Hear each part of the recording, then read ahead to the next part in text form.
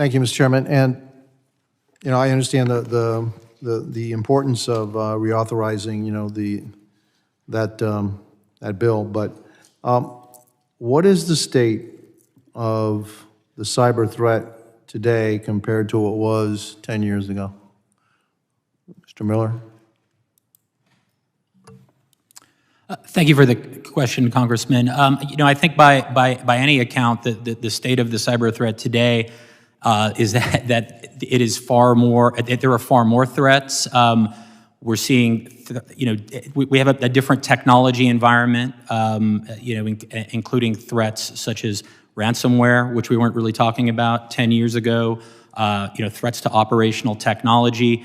And artificial intelligence, which is clearly on everyone's minds, and artificial intelligence can be used both as a sword and a shield, as it were.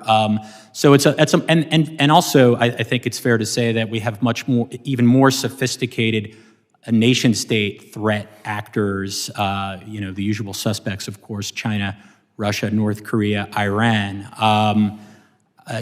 So I think when we look at it and we look at the cyber threat ecosystem in particular, there are a lot more threats. But the good news is, in large part, because of CISA 15, we're able to share much more information at scale to keep pace with the various different changes in technology today than we were 10 years ago. And that's why I think you hear unanimity on this panel that we need to. There are a number of cybersecurity companies, right? That are contracted by different companies, et cetera, right? And so do you find that they share information freely, or do they try to keep their stuff proprietary and try to shield themselves from competition?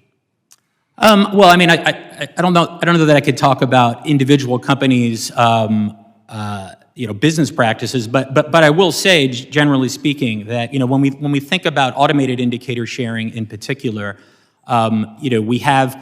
Yes, there are some very large, excellent cyber threat companies who are sharing information with their customers at scale. They're plugged into the AIS system. That's not I'm not talking about their customers. I'm talking about sharing it, throughout the nation. In other words, not just their customers. I'm talking about sharing information with other entities that may not be using the same company for cybersecurity. How is that? Is there still a barrier there? Are there barriers there, or are they freely sharing information across different companies and different platforms? I think when we look at the information sharing and analysis centers, the ISACs, and I can most speak to the IT ISAC, but there are ISACs for all 16 critical infrastructure sectors. There are thousands of companies participating in those ISACs and sharing information, including the cybersecurity companies. So, as far as I know, there are not barriers to sharing there, and actually the fact that we are able to share at scale amongst all these different entities, is certainly a very good thing, because the cyber companies do participate in those sorts of sharing activities. There are other groups like the Cyber Threat Alliance, for instance. There are various other information and sharing and analysis organizations out there, and there's a lot of sharing going on, much more sharing than there was pre-CISA 15. Thank you. You talked about artificial intelligence, that it could be a sword or it could be a shield. Who's winning?